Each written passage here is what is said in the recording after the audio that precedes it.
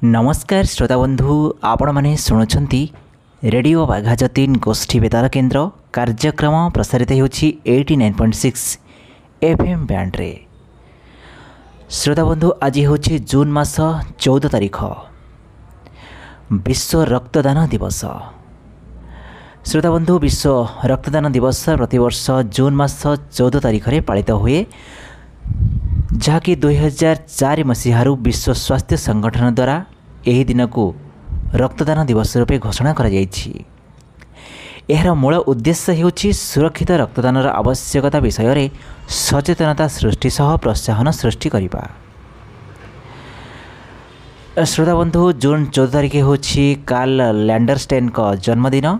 Karl Landsteiner हेउछंती सही वैज्ञानिक जे कि पृथ्वी को ब्लड ग्रुप सिस्टम संपर्क में अवगत कराइथिले। ब्लड ग्रुप संपर्क में आविष्कार करिथिबारु 1930 मसीह तांको नोबेल पुरस्कार रे सम्मानित करा जायतिला।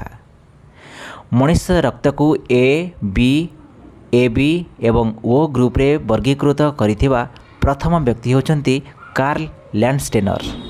तांकर एही काम ब्लड ट्रांसफ्यूजन क्षेत्र में क्रांति आनीथिला।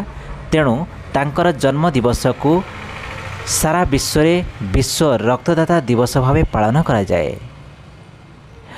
श्रोता बंधु आसंतु किछि जानिबा रक्तदान विषय रे। श्रोता बंधु साधारणतः मनुष्य शरीर में 10 यूनिट अर्थात 5 ରୁ 6 लिटर रक्त थाए। तेबे रक्तदान करुथिबा व्यक्ति केवल गोटे यूनिट रक्त दान करि परिबे। थरे रक्तदान कले 3 जनकर जीवन रक्षा होई पारे।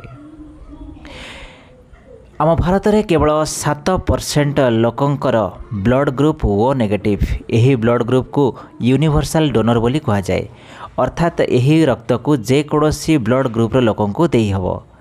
जदि कोनोसी इमरजेंसी समय रे ब्लड ग्रुप जना न पड़े तेबे ओ नेगेटिव ब्लड दिया जाए। रक्तदान प्रक्रिया बहुत सरल। यह द्वारा साधारणतः रक्तदाता को विशेष किसी कष्ट होई न थाए। श्रोता बंधु आसंत जानिबा केउ माने रक्तदान करि परिबे। साधारणतः 18 ରୁ 60 वर्ष बयसर जेकोसी व्यक्ति रक्तदान करि परिबे। तेबे रक्तदान पूर्वरु रक्तदातांको वजन, pulse rate, blood pressure, haemoglobin level, शरीर तापमात्रा आदिर परीक्षण करा जाए। जदि ए सब ठीक थाए तेबे जाई से व्यक्ति रक्तदान करि परिबे। होल ब्लड डोनेशन परे पुरुष 3 मास एवं महिला 4 मास अंतर रे रक्तदान करि परिबे। श्रोता बंधु कहा जाए रक्तदान महापुण्य, तथापि एहाकु नै लोकंक मनरे भ्रम धारणा रहिछि। रक्तदान कले शरीर रक्त कमी जाए बोली अनेकंक धारणा। किछि लोक भाबंती रक्तदान कले शरीर दुर्बल होई जिवो। श्रोता बंधु आसंतु ए सब भ्रम धारणा को दूर करिबा। जे लोक मानक भितर जो भ्रांत धारणा अच्छी जे दुर्बल लोक रक्तदान करेंगे नहीं। श्रोता बंधु कही रखुचु जे लोक मानक मनरे धारणा थाए जे दुर्बल लोक रक्तदान कले यह से आहुरी दुर्बल हो जिवे, यह शरीर प्रति कुप्रभाव पकाइब। किंतु ना, एमिति किछि होई न थाए। जदि आपणक ओजन 50 किलोग्राम तेबे आपण रक्तदान करिपारिबे। अधिकांश लोक माने भाबंती जे महिला माने रक्तदान करने उचित नुहे।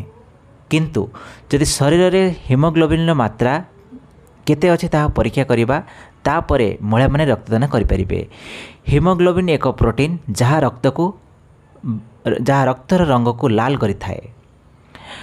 आ गोटे लोक मानक भितर भ्रम धारणा थाए जे मांसाहारी ठारे अधिक आयरन थिबारु सेमाने रक्तदान करिपारिबे। किंतु शाकाहारी मध्य रक्तदान करिबारे कोनोसी असुविधा न थाए बोली विशेषज्ञ माने कहंती। कारण पालंग, राजमा एवं किसमिस रे अधिक हीमोग्लोबिन थाए, तेणु शाकाहारी मध्य रक्तदान करिपारिबे।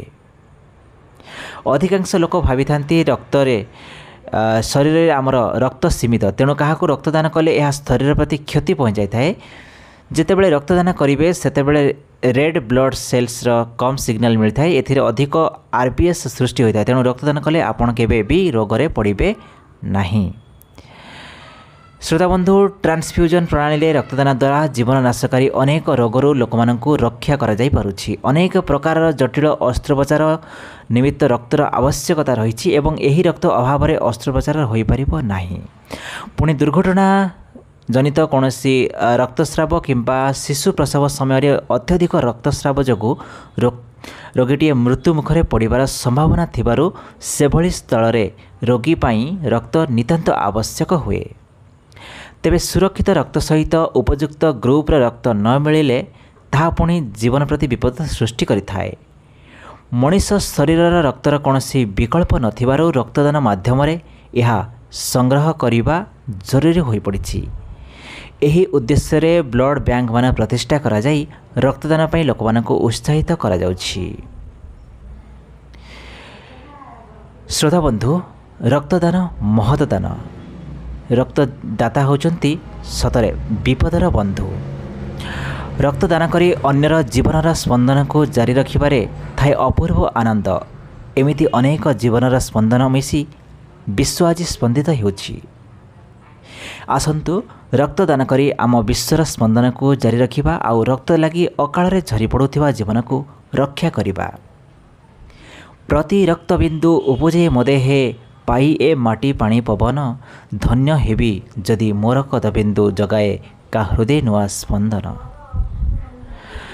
श्रोता बंधु, आपण माने मध्य रक्तदान करंतु एवं अन्यर जीवन मध्य बंचातु। शुणुथान्तु रेडियो बाघाजतीन गोष्ठी बेतार केन्द्र 89.6 FM बैंड रे।